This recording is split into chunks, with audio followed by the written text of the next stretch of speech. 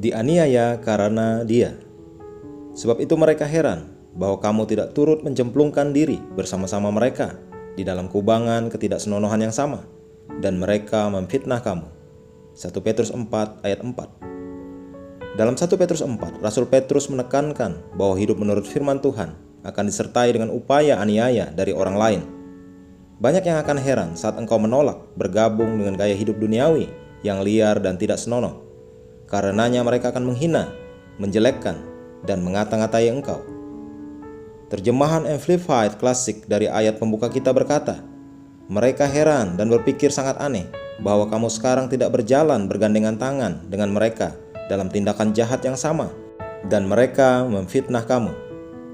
Tidak peduli dengan tuduhan jahat dan fitnah yang mereka lontarkan kepadamu karena engkau mengikut Yesus, jangan pernah malu. Keberadaanmu bersama Kristus justru adalah kehormatan paling besar.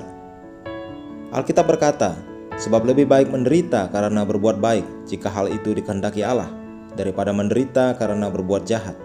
1 Petrus 3 ayat 17. Jadi pisahkan dirimu dari dunia ini hanya bagi Tuhan. Persenjatai pikiranmu dengan pikiran yang sama, pikiran Kristus.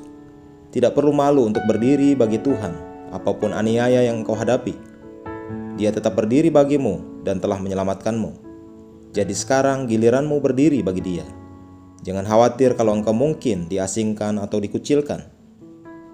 Yesus selalu mengasihimu bahkan di saat yang lain meninggalkanmu, dan sesuai dengan firman-Nya, Dia tidak akan pernah meninggalkanmu.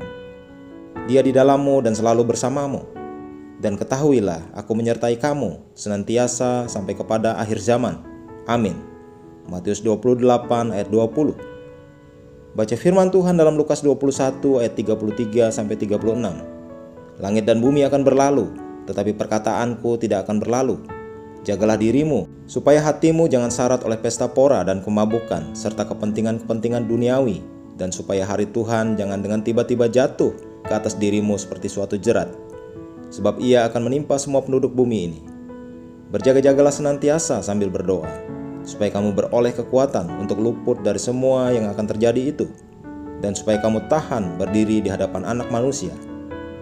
Kita ada dalam hari-hari akhir, dan yang terjadi di dunia ini adalah penggenapan nubuatan firman Tuhan yang dapat kita saksikan sendiri.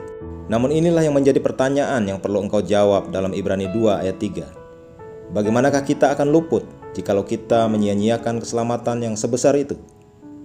Hiduplah menurut firman Tuhan, dan jangan biarkan apapun membuatmu mengabaikan atau menyia-nyiakan keselamatanmu.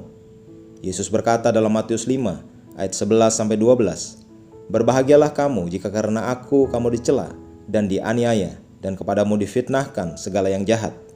Bersukacita dan bergembiralah, karena upahmu besar di sorga. Sebab demikian juga telah dianiaya nabi-nabi yang sebelum kamu. Mari kita mengucapkan pengakuan. Bapa terkasih, aku tegar dan tak tergoyahkan dari aniaya dan tuduhan orang jahat, karena aku berjalan dalam firman Tuhan oleh Roh Kudus. Aku kebenaran Tuhan dalam Yesus Kristus. Karyanya diciptakan untuk menghasilkan buah kebenaran. Aku menyalibkan dagingku dengan segala keinginan dan kehendaknya. Setan tidak dapat berbuat apa-apa kepadaku. Haleluya.